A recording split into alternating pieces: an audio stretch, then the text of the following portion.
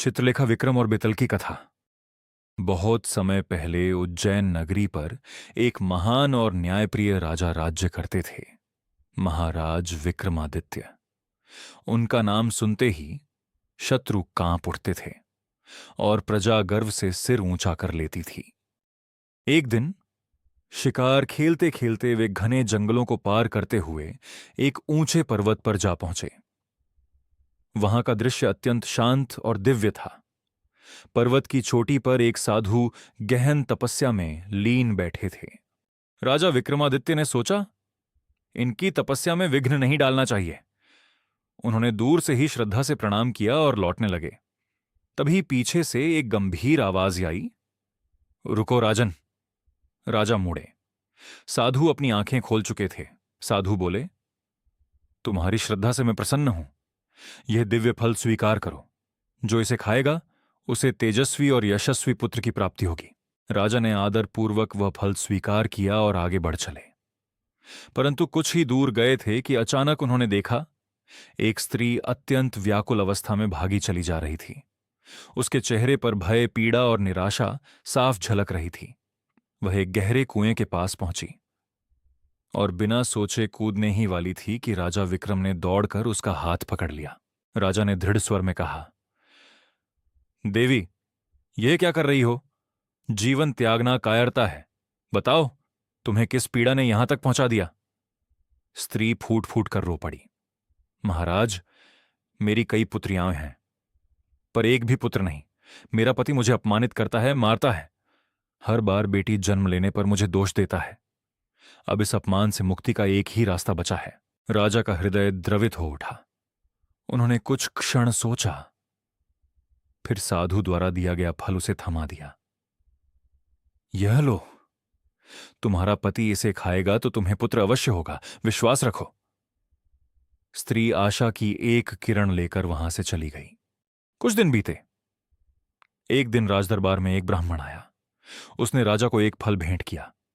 राजा ने जैसे ही फल देखा, उनका हृदय कांप उठा। वह वही फल था। राजा ने गंभीरता से जांच कराई और जो सत्य सामने आया, उसने उनके हृदय को चीर दिया। स्त्री ने वह फल अपने पति को नहीं दिया था। वह फल उसके किसी अन्य संबंधी के पास गया, फिर नगर के कोतवाल तक पहुंचा और अंततः एक वेश्या के हाथों में जा पहुंचा। जब राजा को यह भी झांत हुआ कि उनकी अपनी रानी का नगर कोतवाल से अवैध संबंध है, तो उनका विश्वास पूरी तरह टूट गया।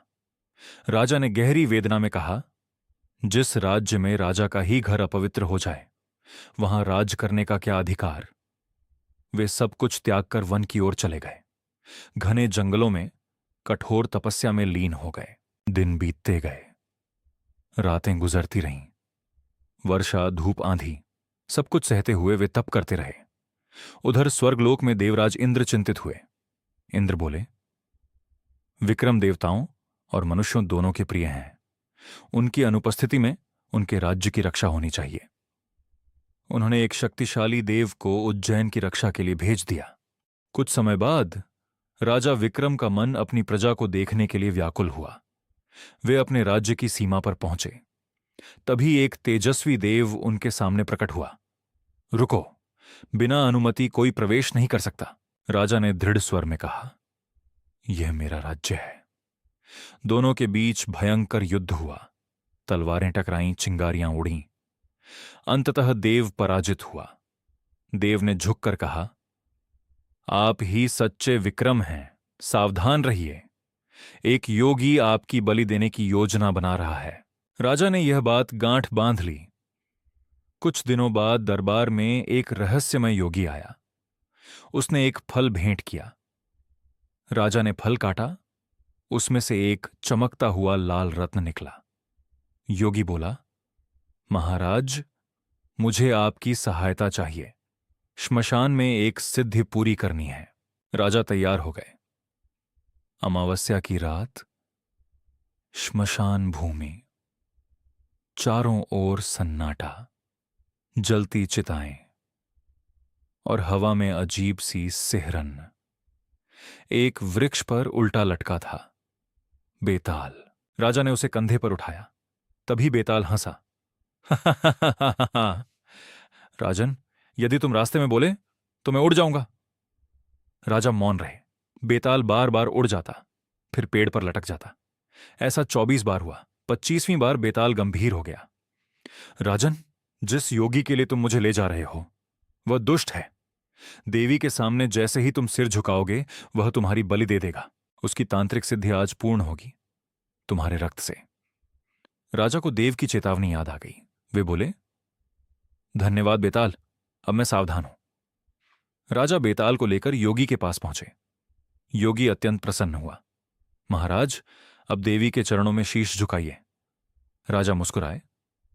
योगीवर, पहले आप विधि दिखाइए।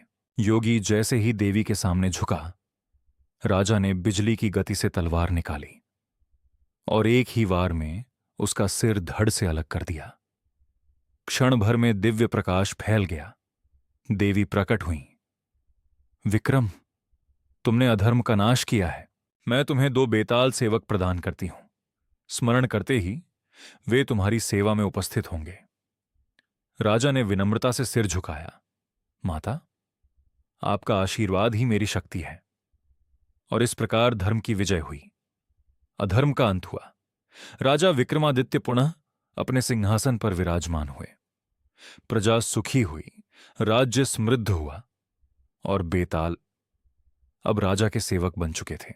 यह कथा हमें सिखाती है, विश्वास टूट सकता है, पर धर्म और बुद्धि से संकट पर विजय पाई जा सकती है। यही थी चित्रलेखा द्वारा सुनाई गई विक्रम और बेताल की अद्भुत कथा।